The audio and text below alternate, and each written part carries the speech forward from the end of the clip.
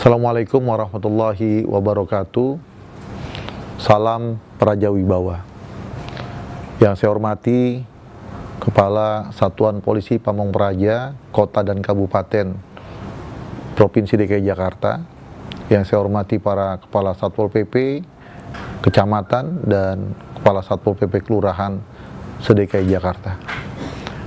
Saya menyampaikan kepada saudara-saudara sekalian berkenaan dengan pelaksanaan tahapan-tahapan pemilu yang saat ini sudah memasuki tahapan mendekati masa tahapan kampanye. Kita tahu bersama bahwa saat ini sudah mulai banyak alat peraga kampanye, alat peraga sosialisasi, baik itu berupa baliho, para caleg, termasuk juga bendera-bendera partai politik yang bertebaran di berbagai sudut kota. Kita, jajaran Satuan Polisi Pamong Praja, tetap tegak lurus sesuai dengan tugas pokok kita yang sudah diatur dalam Undang-Undang Pemerintahan Daerah dan PP 16/2018, yaitu selaku penegak perda, selaku penyelenggara ketentraman dan ketertiban umum, dan penyelenggara perlindungan masyarakat. Berkaitan dengan pemilu, kita tahu bersama bahwa pemilu dilaksanakan oleh penyelenggara pemilu. Siapa penyelenggara pemilu?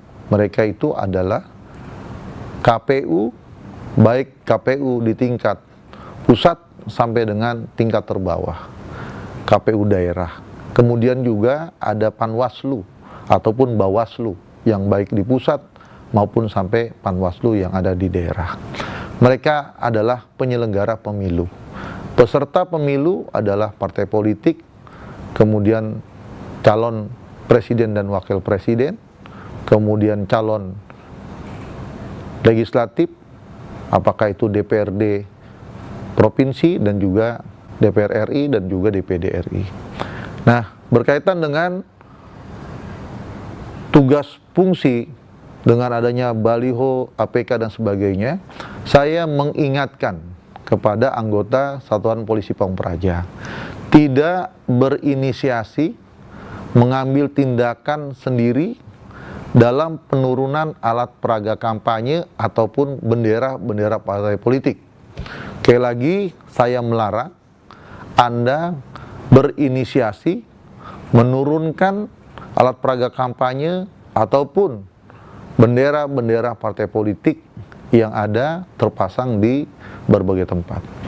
Yang Anda lakukan adalah Anda membantu penyelenggara pemilu ketika diminta untuk menurunkan alat peraga kampanye ataupun bendera-bendera partai politik yang diminta untuk diturunkan oleh Panwas baik di tingkat kota, kecamatan dan lain sebagainya.